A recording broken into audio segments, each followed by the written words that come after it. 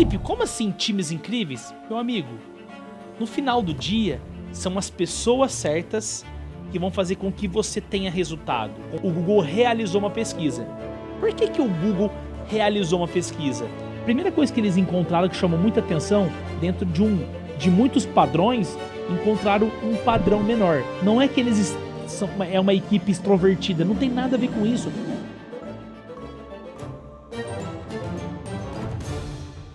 Olá pessoal, seja muito bem-vindo, seja muito bem-vinda a mais um episódio do LopesCast, o podcast que a gente fala para líderes, gestores. Se você é dono de uma pequena, média empresa, gerente, coordenador, supervisor, ainda se você é um profissional que deseja se tornar líder, você está no lugar certo com a pessoa certa. Prazer, meu nome é Felipe Lopes, estamos iniciando aqui o terceiro episódio dessa segunda temporada do LopesCast e o episódio de hoje está incrível.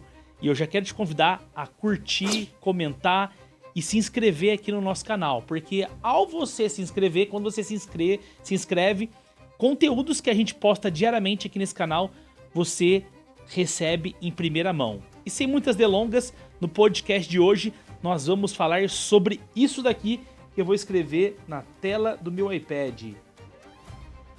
O que faz times... que faz times incríveis? O que faz times incríveis? Você já parou para pensar?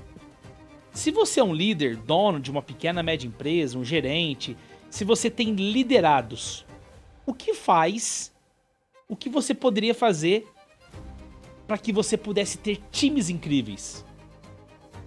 Felipe, como assim times incríveis? Meu amigo, no final do dia, são as pessoas certas que vão fazer com que você tenha resultado, com que você, a sua empresa, tenha mais lucro, tenha mais resultado. Porque no final do dia, a gente sabe que é isso que importa.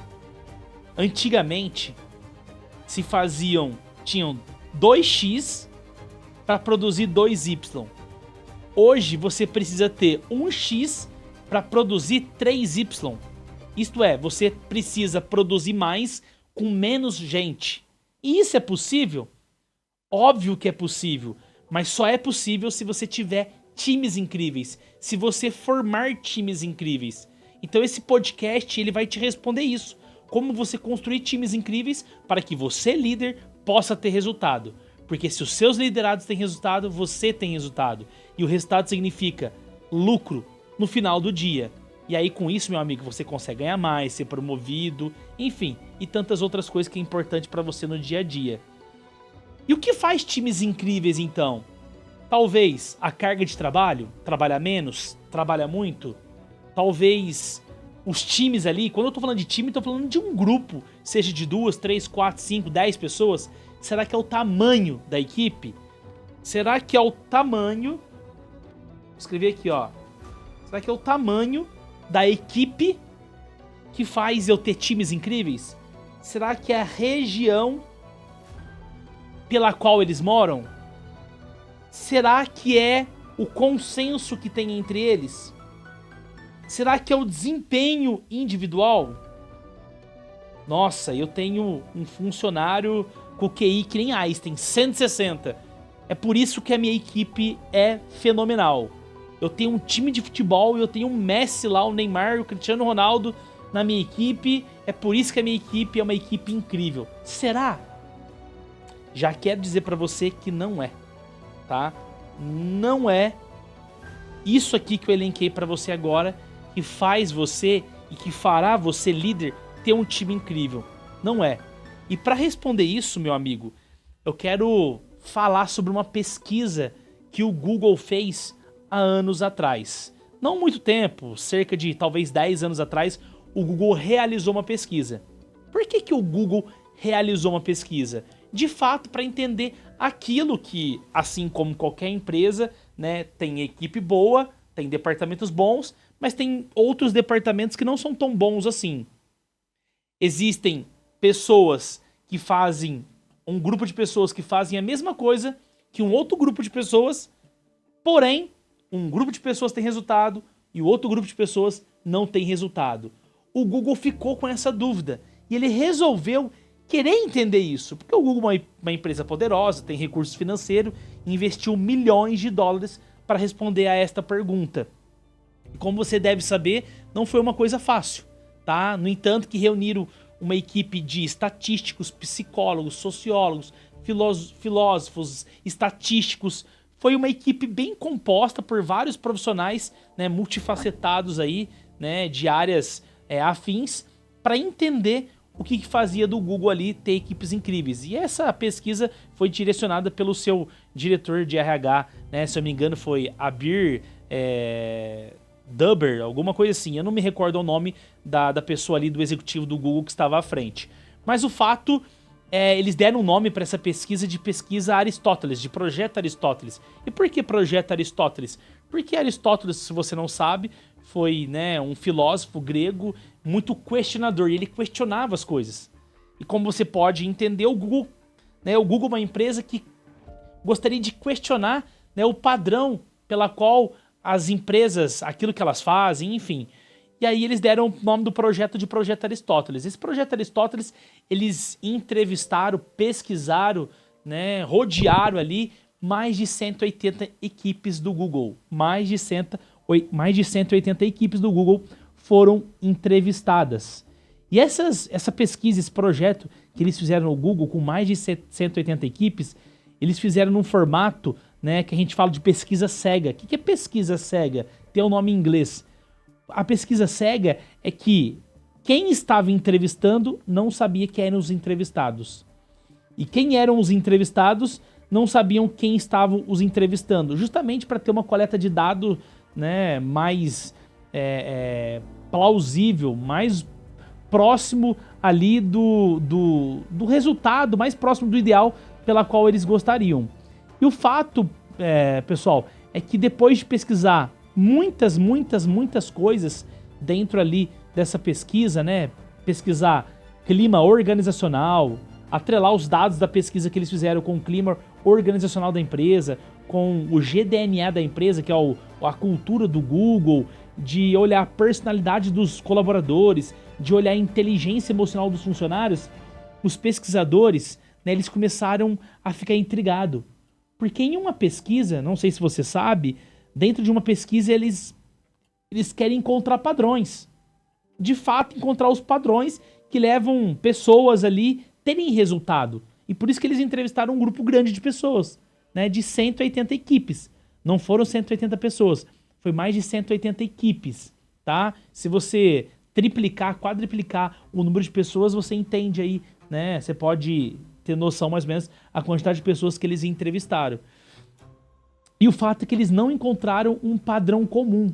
Até um dos pesquisadores que estavam à frente, né, da pesquisa, o diretor de RH do Google, ele falou exatamente isso. Isso foi um grande problema. Até essa matéria, ela saiu no New York Times, na revista ali, né, no jornal, né, dos Estados Unidos. Poxa, isso é muito preocupante. Por que muito preocupante? Porque a gente veio aqui para encontrar, ficamos 2 anos pesquisando, levantamos dados, conversamos com as pessoas e a gente quer encontrar padrões. Mas, e aí esse foi o linguajar dele, né? Do pesquisador que estava à frente aí do grupo de pesquisadores. Muito mais do que, a problemática muito mais do que encontrar alguns padrões aqui dentro dessas equipes que nós entrevistamos, o problema é que nós encontramos muitos padrões. E isso significa nada pra gente. Ou seja, pesquisamos 2 anos, levantamos vários dados, fizemos várias pesquisas, deu muito trabalho, eles investiram muito em nós pra gente, após 2 anos, encontrar muitos padrões. Muitos padrões não chega a conclusão nenhuma. E isso foi algo muito complexo ali, que eles começaram, né, a ficar intrigados com isso. Mas houve alguns padrões que chamou a atenção deles, né, dos pesquisadores do Google.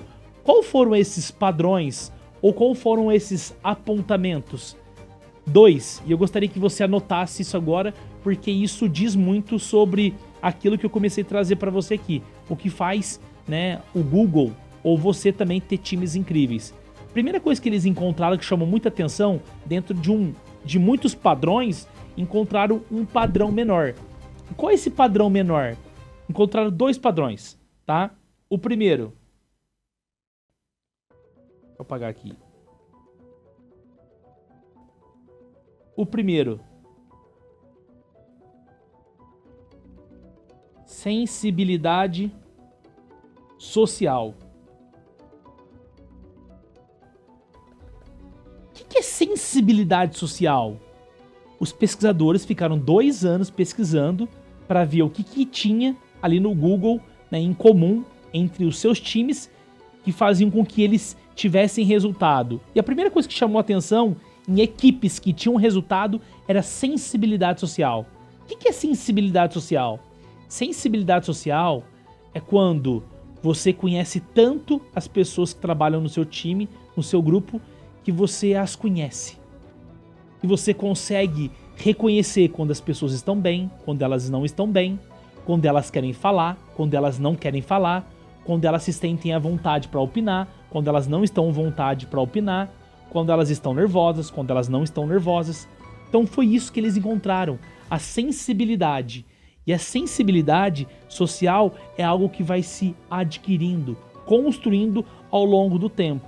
E a segunda coisa que encontraram, além da sensibilidade social, foi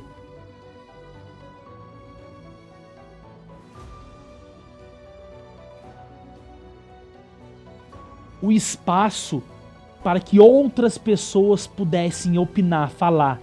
O espaço para que o interlocutor, ou seja, outras pessoas pudessem falar, pudessem se comunicar. Então foram esses 2 padrões, dentro de muitos padrões, que chamaram a atenção das equipes ali, né, dos pesquisadores que estavam à frente desse projeto Aristóteles dentro do Google. E o que isso quer dizer, trazendo um pouco mais, né, de coisas concretas para você? Eles deram um nome para isso. Chamaram isso de segurança psicológica. O que é segurança psicológica? É isso. É sensibilidade social. É dar espaço para o interlocutor, ou seja, as outras pessoas que fazem parte de reuniões poderem opinar, falar. Tendo a certeza que aquilo que elas falarem, elas não vão receber represália por aquilo. Elas não vão receber punição sobre aquilo. Então, meu amigo, o que fez o Google entender que ele tem muitos times incríveis dentro de um grupo de 180 equipes ali que eles pesquisaram, foi justamente a segurança psicológica. Poder proporcionar segurança psicológica para o seu time, para os seus funcionários. Imagina que você tem um grupo, então você tem 2 grupos. Vou fazer um traço aqui, ó. Tá? Deixa eu mudar aqui, ó. Vamos pôr uma outra cor. Então, vamos imaginar que você tem 2 grupos, o grupo A e você tem o grupo B, tá? O grupo A, você tem funcionários acima da média, você tem engenheiros acima da média, que tem QI igual Einstein, de 160. Einstein tinha um QI de 160, tá? Só que do outro lado, você tem um grupo B de pessoas medianas. Não são pessoas com QI tão elevado assim. Só que no grupo A, tem pessoas, né, líderes de um QI altíssimo, essas pessoas, elas querem enfiar coisas pra você goela abaixo, ou seja, olha, é assim, pronto, acabou. Vai fazer uma reunião, pessoal, daqui pra frente nós temos que fazer isso, desse jeito, nesse formato, e semana que vem a gente se reúne pra gente conversar sobre os resultados. Então a equipe A, ela é composta por esse tipo de líder. Agora a equipe B, ela é composta por um tipo de líder que fala a sua opinião e fala, gente, alguém tem aqui alguma coisa que gostaria de corroborar? Alguém aqui tem alguma coisa que acredita que não fez sentido ou não entendeu, que gostaria que nós repetíssemos? Alguém aqui entende que tem alguma estratégia diferente dentro daquilo que nós estamos fazendo aqui, que a gente pode fazer algo, né, melhor, que a gente vai conseguir ter mais resultado?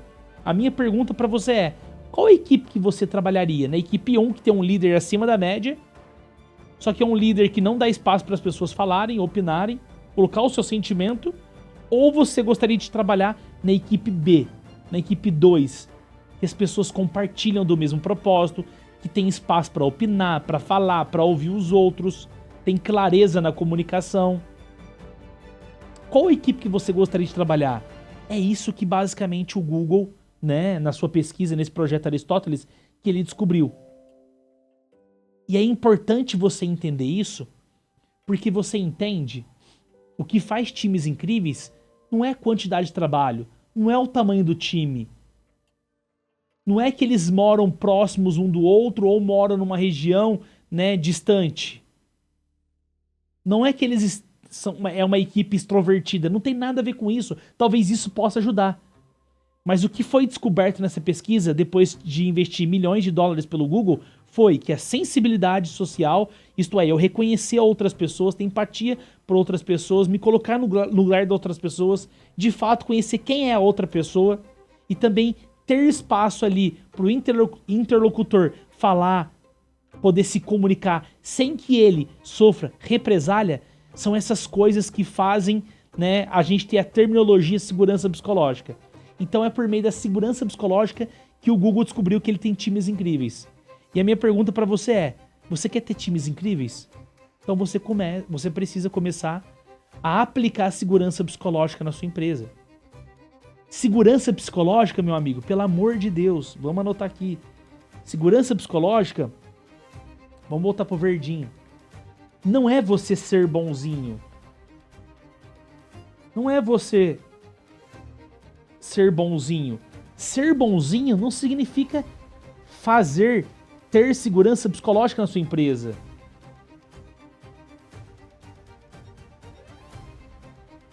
Segurança psicológica não tem nada a ver com a personalidade, não tem nada a ver. Ah, então, Felipe, eu não consigo aplicar segurança psicológica na minha empresa porque a minha personalidade, eu sou uma pessoa muito introspectiva, ou eu sou uma pessoa muito extrovertida. Segurança psicológica não tem nada a ver com personalidade, não tem nada a ver com você ser bonzinho, não tem nada a ver com você ser bobinho das outras pessoas, não tem nada a ver você ser permissível, pode tudo na sua empresa. Segurança psicológica não tem a ver com essas coisas. Segurança psicológica tem a ver, meu amigo, com você dar espaço para escuta, para fala, sem que as pessoas entendam que elas não vão receber represália por aquilo. O que é represália, Felipe? Você vai fazer uma reunião com o seu time, isso é comum, isso a gente vê nos dias de hoje. Você vai fazer uma reunião, um líder vai fazer uma reunião com o seu time, ele fala, pessoal, tem que ser feito assim, pronto, acabou. Aí alguém vai dar, não, Felipe, mas lá na minha empresa eu escuto as pessoas. Tá bem. Como que você escuta as pessoas? Eu escuto as pessoas. Eles falam, né, eles propõem lá uma ação, um plano de ação diferente, alguma coisa que a gente tem que fazer, alguma estratégia, e nós acatamos. Só que quando dá errado, Felipe, a gente aponta o dedo para as pessoas, a gente fala, tá vendo? Ó, foi você lá que falou pra gente fazer. Você é o responsável. Você é o culpado. Não. Recebeu represália. Segurança psicológica é algo que talvez não vai te trazer, só segurança psicológica não vai te trazer alta performance na empresa. Só segurança psicológica não vai trazer alta performance na empresa. Mas é certo que a falta da segurança psicológica também não vai te trazer alta performance na empresa. Ou seja, se você aplica segurança psicológica na tua empresa, não é certo que você vai ter resultado. Mas se você não tem segurança psicológica na tua empresa, se as pessoas não podem opinar, não podem falar, se elas não se sentem seguro para estar lá onde elas estão, fazendo o que elas estão fazendo, meu amigo, é certo que elas não vão ter resultado. Então segurança psicológica é algo essencial. Eu me recordo de uma matéria que eu estava lendo tempos atrás, que uma grande executiva da Apple, ela falou que ela foi contratada justamente, né, uma executiva, cargo de diretoria, justamente para tomar decisões, criar coisas diferentes na empresa para que o setor dela pudesse, né, tomar um rumo diferente e ter resultado. E ela conta na matéria que ela chega para trabalhar na primeira reunião e ela vê as pessoas falando, discutindo, né, dialogando, e ela percebe, tipo assim, poxa, o que eles estão falando aqui? Cara, estão falando uma asneira, né? O que eles estão falando aqui não faz sentido. Só que em uma reunião com 4, 5, 6, 8 pessoas, ela ficou com vergonha de falar. Para pra pensar comigo. Ninguém sai de casa para errar. Ninguém sai de casa para as pessoas criticarem. E o que você entende? O teu psicológico, o teu emocional entende? Uma vozinha lá dentro da tua cabeça entende o quê? Poxa, se eu falar, o que as pessoas vão pensar de mim? Isso tem a ver com crença. Eu tive uma professora, Dona Lourdinha, que, né, eu conto isso pra todo mundo. Ela tinha uma régua de madeira grande. Ela fazia perguntas pra gente, quando você errava, era reguada na sua cabeça. Você acha que eu queria sentar na frente ou queria sentar lá no fundo? Obviamente no fundo. Pra ela perguntar o menos possível pra mim. E eu ficava com medo. Por quê? Quando eu ia na escola me dava dor de barriga, porque, poxa, ela iria perguntar pra mim, se eu errasse ela iria dar uma reguada na minha cabeça. Essa executiva do Google, ela não iria levar reguada na cabeça se por algum momento aquilo que ela opinasse, talvez as outras pessoas dariam risada, mas elas estariam dando risada sobre aquilo que ela falasse, que ela opinasse. Então, por muito tempo, por algumas reuniões, ela ficou calada. Porque ela percebeu que se ela falasse, sim, se ela opinasse, ou falasse a opinião dela, desse a opinião dela, meu amigo, ali ela ia sofrer uma represália. Só que tempo depois, ela resolveu levantar a sua mão e falar, olha, posso falar? Quero dar minha opinião aqui sobre esse assunto. As pessoas, claro que você pode. E ela falou, e as pessoas, poxa, tá aí o que a gente estava procurando, precisando. E por que você não falou antes? E ela ficou travada. E depois de um tempo ela escreveu essa matéria. Se você colocar no Google aí, você vai entender, você vai procurar quem que é executiva. Faz sentido o que eu estou querendo dizer para você? Ah, Felipe, mas na empresa a gente a gente não dá represália para as pessoas. A gente não repreende as pessoas. A gente não reprime a emoção das pessoas. Lá quem quer falar pode falar. Lá quem quer opinar pode opinar. E não significa que as pessoas opinando, falando, você vai acatar aquilo que as pessoas estão falando, meu amigo. Tem pessoas, talvez, né, que não tem maturidade para discutir ou, né, contestar sobre algo importante na empresa. Mas isso não significa que eles não podem falar. Que eles não devem falar. Ah, Felipe, mas lá na empresa a gente não dá represália em ninguém. Pô, você não dá represália, mas você não dá espaço para as pessoas falarem. Você não abre espaço ali para ter aquela sensibilidade, onde o interlocutor, ou seja, não só você que está falando, mas as pessoas que estão ouvindo também podem falar, possam falar. Isso é importante. É isso que vai fazer você construir times incríveis. Então, nesse podcast aqui, o que você tem que entender? Você que é um líder, meu amigo, você tem que dar espaço pro seu liderado. Falar, você tem que ouvir a ele. Não significa que você tem que fazer aquilo que ele está opinando, falando. Repito. Talvez ele não tenha maturidade para aquilo, mas não significa que você não tem que ouvir. Você vai para uma reunião, para uma conversa, quando o seu funcionário fala, o seu liderado fala, você já está pensando na resposta que você vai dar a ele. Você nem está pensando, você nem está focado, processando aquilo que ele está falando. E aí, com isso, meu amigo, você não vai conseguir ter resultado. Para pensar comigo.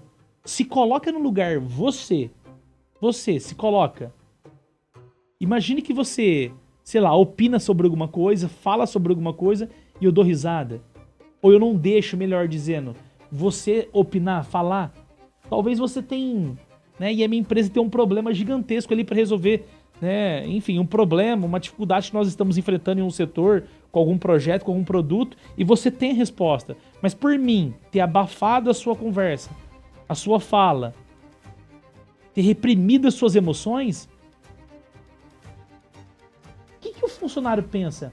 Ah, deixa eu ficar quietinho aqui, porque se eu falar não vai adiantar nada mesmo.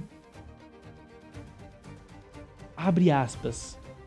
Se tem esse discurso dentro da tua empresa, aquilo que eu falo não resolve de nada, não adianta de nada, isso é um problema. Se tem essa cultura na tua empresa, isso é um problema, e um problema grande. E você que é um líder de pessoas, se você é um líder de pessoas, você precisa começar a mapear isso. Você precisa começar a trazer isso à tona. Ouvir as pessoas. Perguntar para as pessoas se elas sentem, né, com confiança para poder falar, para poder opinar. Porque isso vai fazer, né, você sair de um nível 2 para 5. Isso vai mudar o ponteiro da tua empresa. Mudar o ponteiro significa ter mais resultado, ter mais lucro. Repito, aplicar segurança psicológica na tua empresa não é garantia de resultado, mas certamente, não ter segurança psicológica na sua empresa, isso é garantia que você também não vai ter resultado. Não te garante nada ter segurança psicológica na tua empresa para ter resultado. Porém, se você não tem segurança psicológica, é certeza que você não vai ter resultado. Não vai conseguir construir times incríveis. Então, segurança psicológica é algo essencial que você deve começar a ler, procurar, pesquisar. Existe um livro de uma pesquisadora americana que chama Organização Sem Medo. E nesse livro, ela conta um pouquinho melhor sobre o projeto Aristóteles. É interessante você ler esse livro. É importante que você leia ele. É importante que você se familiarize com esse assunto. Existe um ditado que é bem importante. Não importa quem está no time, mas como trabalham em equipe. Não importa quem está no time. Se eu tenho alguém com QI de 160, 180, se eu tenho um engenheiro PhD, pós-doutorado, não importa. Importa como nós trabalhamos em equipe. Isso é o que importa no final do dia. Isso é o que vai fazer você, a sua equipe, ter resultado ou não. Resumindo, deixa eu passar para cá a tela. O que nós falamos aqui, né? O que nós falamos aqui no podcast de hoje? O que faz você ter times incríveis? O que faz você ter times incríveis? O que faz você ter times incríveis se chama segurança psicológica. O que é segurança psicológica? Não é ser bonzinho. Não é algo que envolve personalidade. É algo que envolve sensibilidade emocional. É algo que envolve espaço para as pessoas falarem, opinarem. E como que você começa a aplicar isso no seu dia a dia? Mapeando, vendo se a sua empresa é uma empresa segura para que as pessoas possam se expressar. A ponto delas entenderem que, poxa, aquilo que eu opinei, aquilo que eu falei, eu não vou sofrer uma represália. Eu não vou ser punido por aquilo. De novo, isso junto de clareza, de uma comunicação clara, junto de outros aspectos importantes, faz com que você tenha resultado. Isso gera uma coisa que é muito importante pra gente. Isso gera confiança. Confiança. Isso gera confiança. O que é confiança, Felipe? Vou te dar um exemplo aqui pra gente finalizar de uma história. Os Estados Unidos, em 1920, passou por uma crise econômica muito forte. E teve uma indústria que começou a demitir funcionários em massa. E os funcionários que permaneciam na empresa estavam assim, né?